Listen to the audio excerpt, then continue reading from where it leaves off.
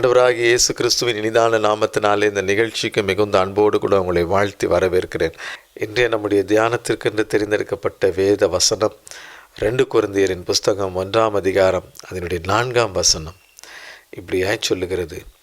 தேவனால் எங்களுக்கு அருளப்படுகிற ஆறுதலினாலே எந்த உபத்திரவத்திலாகிலும் அகப்படுகிறவர்களுக்கு நாங்கள் ஆறுதல் செய்ய திராணி உள்ளவர்களாயிருக்கும்படிக்கு எங்களுக்கு வரும் சகல உபத்திரவங்களிலேயும் அவரே எங்களுக்கு ஆறுதல் செய்கிறவர். எங்களுக்கு வரும் சகல உபத்திரவங்களிலும் அவரே எங்களுக்கு ஆறுதல் செய்கிறவர். இது எவ்வளவு உண்மையான காரியம்! இன்றைக்கு நம் ஒவ்வொருடைய வாழ்க்கையிலும் தேவன் நம்மை ஆறுதல் படுத்துகிறவர்.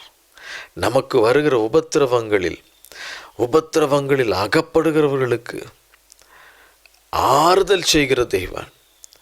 ஆகவே இப்படிப்பட்ட உபத்திரவங்களில் அகப்படுகிற மற்றவர்களை ஆறுதல் படுத்தவும் சகல உபத்திரவங்களை வெளியே கொண்டு வரவும் ஆண்டவர் இன்றைக்கு நமக்கு கிருபை பாராட்டி இருக்கிறார். தேவனால் எங்களுக்கு அருளப்படுகிற ஆறுதல், தேவனே நம்மை ஆறுதல் படுத்துகிறவர். சில நேரங்களிலே சில உபத்திரவங்கள், சில பாடுகள், சில இழப்புகள் மனிதர்களால் நம்மை ஆறுதல் படுத்த முடியாது. அவர்கள் எவ்வளவுதான் நமக்கு ஆறுதல் கூறினாலும் பரத்திலிருந்து வரக்கூடிய அந்த தேவாதி தேவனுடைய சமூகத்திலிருந்து வரக்கூடிய ஆறுதல் மட்டுமே நம்மை இளைப்பாறப்படணும், நம்மை மீண்டும் எழும்பச் செய்யும், நம்மை ஆறுதல் படுத்தும். யோவான் எழுதின சுவிசேஷம் 16ஆம் அதிகாரம் 33ஆம் வசனத்தில் நாம் பார்க்கிறோம். ஆண்டவராகிய இயேசு கிறிஸ்து சொல்லியிருக்கிறார், உலகத்தில் உங்களுக்கு உபத்திரவம் உண்டு, ஆனாலும் திடன் கொள்ளுங்கள், நான் உலகத்தை ஜெயித்தேன். இந்த உலகம் ஒரு பாடு நிறைந்த உலகம், உபத்திரவம் நிறைந்த உலகம், கண்ணீர் நிறைந்த உலகம். ஆனாலும் இயேசு கிறிஸ்து நமக்கு சொல்லியிருக்கிற காரியம், திடன் கொள்ளுங்கள், நான் உலகத்தை ஜெயித்தேன். உலகத்தை ஜெயித்த ஆண்டவர் நமக்கு இருக்கிறபடினால் அவர் நமக்கு ஜெயத்தை கொடுப்பார், நமக்கு ஆறுதலை கொடுப்பார், நமக்கு சமாதானத்தை கொடுப்பார். என்றென்றும் நம்மை வழி நடத்துகிற ஒரு தேவனாயிருந்து செமையான வழியிலே அவரே கரம் பிடித்து நம்மை நடத்துகிற தேவனாயிருக்கிறார். சகல உபத்திரவங்களிலும் அவரே எங்களுக்கு ஆறுதல் செய்கிறவர். எல்லா உபத்திரவங்களிலும் அவரே எங்களுக்கு ஆறுதல் செய்கிறவர். ஆண்டவர் அநேக காரியங்கள் மூலமாய் நம்மை ஆறுதல் படுத்துவார். ஆறுதலற்று தவிக்கிற நேரங்களில், கண்ணீரோடு அமர்ந்திருக்கிற நேரங்களில் அநேக காரியங்கள் மூலமாய் நம்மை ஆறுதல் படுத்துவார். முதலாவது, சங்கீதங்களின் புஸ்தகம் 119ஆம் அதிகாரம் 49, 50 ஆகிய பகுதிகளிலே நாம் பார்க்கிறோம். நீர் என்னை நம்ப பண்ணின வசனத்தை உமது அடியேனுக்காக நினைத்தருளும், அதுவே என் சிறுமையில் எனக்கு ஆறுதல், அதுவே எனக்கு என் சிறுமையில் எனக்கு ஆறுதல் என்று சொல்லி சங்கீதக்காரன் தன்னுடைய அனுபவத்தை இங்கு கொட்டி இருக்கிறார். தேவனுடைய வசனம் நமக்கு ஆறுதல். துன்ப நேரத்திலே, துயரத்தின் நேரத்திலே, கண்ணீரின் பள்ளத்தாக்கிலே நடக்கும் பொழுது ஆண்டவருடைய வசனமே நமக்கு ஆறுதலை கொடுக்கிறது. அது மெய்யான சமாதானத்தை நமக்குள்ளாக கொடுக்கிறது, நமக்கு ஒரு ஜெயத்தை கொடுக்கிறது. ஆம் பிரியமானவர்களே, உமது வசனம் என் சிறுமையில் எனக்கு ஆறுதல் என்று சொல்லி சங்கீதக்காரன் சொல்லுகிறதை நாம் பார்க்கிறோம். ஆண்டவருடைய வசனம் நம்முடைய சிறுமையில் நமக்கு ஆறுதல். ஆகவேதான் வசனத்தை வாசித்து தியானித்து அதற்கு கீழ்ப்படிந்து வசனத்திற்கு நாம் நடுங்கும் பொழுது அது நம்மை பலப்படுத்தும், நம்மை ஆறுதல் படுத்தும், தெய்வீக சமாதானத்தினால் நம்ம இருதயங்களை நிரப்பும், மீண்டும் எழச் செய்யும், இந்த உலகத்தில் ஜெயித்து ஓடுகிற கிருபையை நமக்கு கொடுக்கும். ஆம், நமக்கு வரக்கூடிய சகல உபத்திரவங்களிலும் தேவனாகிய கர்த்தர் அவரே நமக்கு ஆறுதல் செய்கிற தேவனாயிருக்கிறார். அடுத்தபடியாக எப்படிப்பட்ட காரியங்களில் எல்லாவற்றிலும் நம்மை ஆறுதல் படுத்துகிற தேவனாய் அவர் இருக்கிறாரா? ஏசாயா தீர்க்கதரிசிகளின் புஸ்தகம் 61 அதிகாரம் 2, 3 ஆகிய பகுதிகளில் நாம் பார்க்கிறோம். துயரப்பட்ட அனைவருக்கும் ஆறுதல் செய்கிறவர். வாழ்க்கையில் என்ன காரியம் துயரத்திற்கு நேராக உங்களை வழி நடத்தி இருக்கிறது? துயரம், கண்ணீர், துக்கம், தாங்க முடியாத வேதனை, யாராலும் ஆறுதல் படுத்த முடியாது என்ற ஒரு நிலை. அப்படிப்பட்ட நிலையில் துயரத்தில் துயரப்படுகிற அனைவருக்கும் ஆறுதல் செய்கிறவர் நம் தேவன்.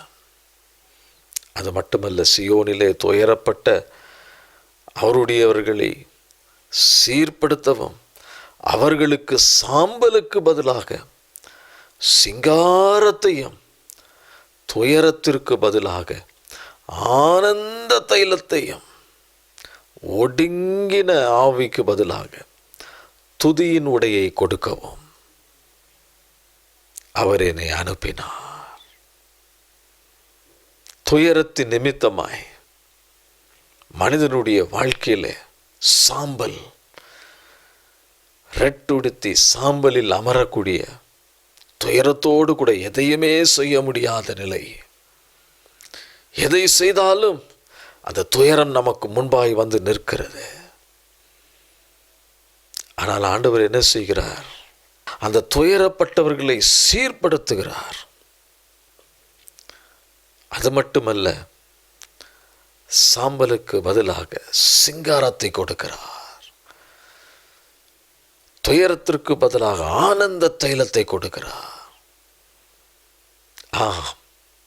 எந்த இடத்தில் கண்ணீர் வடித்தோமோ, எந்த இடத்தில் துயரத்தினால் சுருண்டு போயிருந்தோமோ, மனம் நொறுங்கி போயிருந்தோமோ, உடைந்து போயிருந்தோமோ, அதே இடத்திலே சாம்பலுக்கு பதிலாக, நம்முடைய கண்ணீருக்கு பதிலாக ஆனந்த கண்ணீர் வடியும்படி செய்வார். நம்மை மகிழ்ச்சி என்னும் கட்டினால் இடை கட்டுவார். துதியின் உடையை கொடுத்து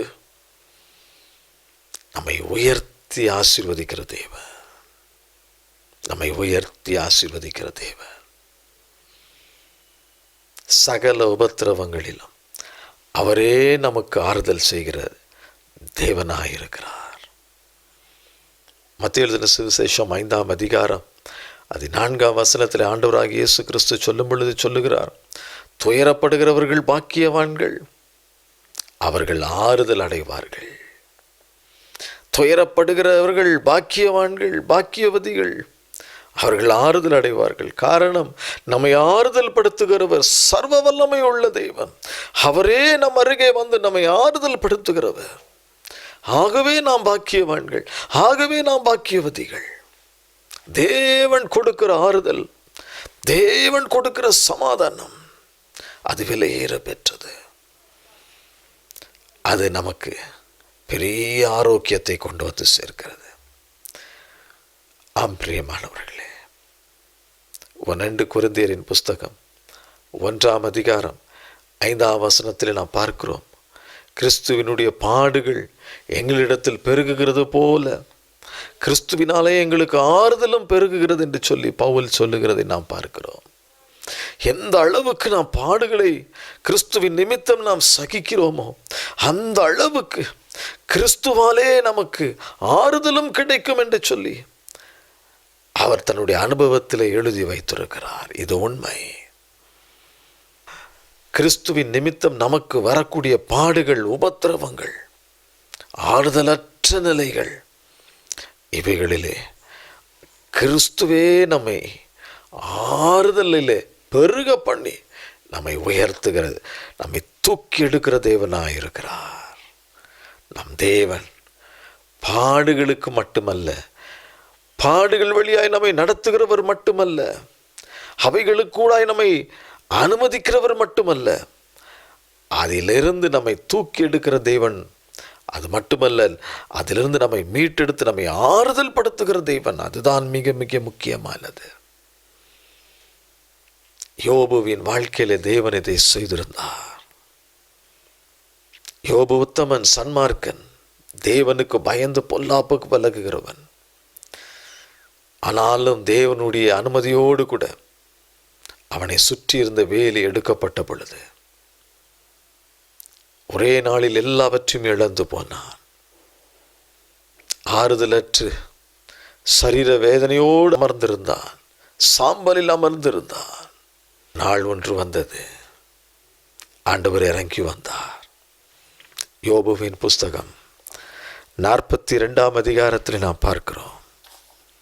யோபு 42ஆம் அதிகாரம் அதனுடைய 10 முதல் உள்ள வசனங்களை நாம் பார்க்கும் பொழுது, யோபுவுக்கு முன்னிருந்த எல்லாவற்றை பார்க்கிலும் இரண்டத்தனையான ஆசீர்வாதத்தை கர்த்தர் கொடுத்தார்.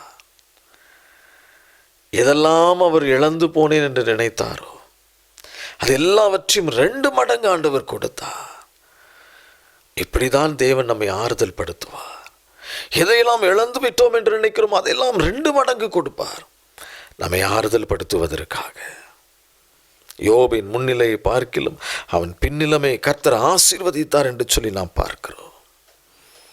16ஆம் வசனத்திலே பார்க்கிறோம், அதற்கு பின்பு யோபு 140 வருஷம் உயிரோடு இருந்து 4 தலைமுறையாக தன் பிள்ளைகளையும் தன் பிள்ளைகளுடைய பிள்ளைகளையும் கண்டான். யோபு நெடுநாள் இருந்து பூர்ண வயதுள்ளவனாய் மாறித்தான். அந்த துயர நாட்களிலே, அந்த வியாதியின் படுக்கையிலே அவன் மரிக்க ஆண்டவர் அனுமதிக்கவில்லை. ஆனால் அவனுடைய சாம்பலுக்கு பதிலாக அவனுக்கு சிங்காரத்தை கொடுத்தார். துயரத்திற்கு பதிலாக மீண்டுமாய் அவனுக்கு ஆனந்த தைலத்தை கொடுத்தார். துதியின் உடையை கொடுத்தார். ஒடுங்கின ஆவிக்கு பதிலாக துதியின் உடையை கர்த்தர் அவனுக்கு கொடுத்தார். அவனை தூக்கி எழுப்பினார். யோபு இழந்த எல்லாவற்றையும் 2 மடங்கு கொடுத்தார். தீர்க்காயுசை கொடுத்தார். நல்ல சுகபலனோடு கூட பூர்ண வயதோடு ஆண்டவருடைய ராஜ்யத்திற்குள் பிரவேசிக்கும் கிருபையை கொடுத்தார். இன்றைக்கும் அநேக உபத்திரவங்கள், பாடுகள், கண்ணீர், கவலைகள், இவைகளுக்கு மத்தியிலே தேவனே நம்மை ஆறுதல் படுத்துகிறவர். அவரே நமக்கு ஆறுதல் செய்கிற தெய்வம். மனிதர்கள் எத்தனை வார்த்தை சொன்னாலும் அது நம் உள்ளத்திற்குள் ஆறுதலை கொடுக்காது. ஆனால் தேவனாகிய கர்த்தரிடத்திலிருந்து வரக்கூடிய சமாதானம், அந்த மகிமை நம்மை சூழ்ந்து கொள்ளும் பொழுது அது நம்மை ஆறுதல் படுத்தும். துயரப்படுகிறவர்கள் பாக்கியவான்கள், அவர்கள் ஆறுதல் அடைவார்கள். சகல உபத்திரவங்களிலும் அவரே நமக்கு ஆறுதல். ஹல்லேலூயா. கண்களை மூடி ஆண்டவருடைய சமூகத்தில் அவருடைய முகத்தை நோக்கி பார்ப்போமா. தகப்பனே, இந்த நாளில் உம்முடைய வசனத்தின் மூலமாய் நீர் பேசினீரப்பா. நீரே எங்களை ஆறுதல் படுத்துகிற கர்த்தர். மனிதர்களிடத்திலிருந்து வரக்கூடிய ஆறுதல்கள் அது ஒரு நாளும் ஆண்டவரே மறுபடியும் எங்களை உயிர்ப்பிக்கிறதாய் இருக்கவே இருக்காது. ஆனால் தேவனாகிய கர்த்தரிடத்திலிருந்து வரக்கூடிய ஆறுதல் அது மகிமை நிறைந்ததாய், சமாதானம் நிறைந்ததாய் இருக்குமே. அது உள்ளத்தை பரவசப்படுத்துமே. அப்படிப்பட்ட ஆறுதலுக்காக ஏங்கி நிற்கிற நம்முடைய பிள்ளைகளுக்கு இந்த நாளிலே கர்த்தர் கிருபையாய் அந்த ஆறுதலை கர்த்தர் கட்டளையிடுவீராக. எந்த ஒரு காரியத்தின் நிமித்தமாய் கண்ணீரோடு நிற்கிறார்களோ ஆண்டவரே, அந்த காரியத்தில் நம்முடைய பிள்ளைகளை கர்த்தர் ஆறுதல் படுத்தும், பலப்படுத்தும். இழந்த எல்லாவற்றையும் 2 மடங்கு திரும்பத்தார். அன்றைக்கு யோபுவை நீர் அப்படியாய் ஆசீர்வதித்தீரே, அதே போல் நம்முடைய பிள்ளைகளை அபரிமிதமாய் ஆசீர்வதிங்கப்பா. ஆயுசு நாட்களை பூரணப்படுத்தி கொடுங்க. எல்லா கிருபைகளாலும் நிரப்புங்க. பிள்ளைகளை ஆசீர்வதிங்க, பலப்படுத்துங்க, வழி நடத்துங்க. இயேசு கிறிஸ்துவின் நாமத்தில் கேட்கிறோம் பிதாவே, ஆமென். கர்த்தர் தாமே உங்களை ஆசீர்வதிப்பாராக. ஆமென்.